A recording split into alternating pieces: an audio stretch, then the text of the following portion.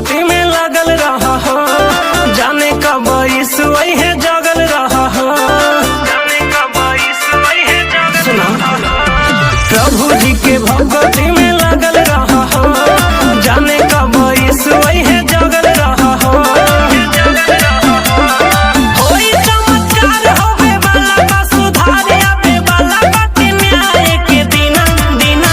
अजी होई ना उधार कब यीशु के बिना पढ़ा ये भैया बाइबिल वचन रोजीना पढ़ा ये भैया बाइबिल वचन रोजीना पढ़ा ये दीदी बाइबिल वचन रोजीना।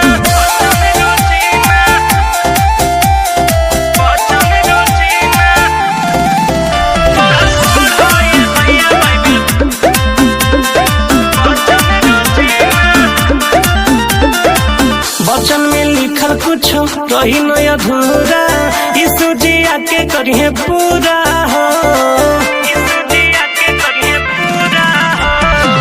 वचन में लिखल कुछ रही न अधूरा, यीशु जी आके करिए पूरा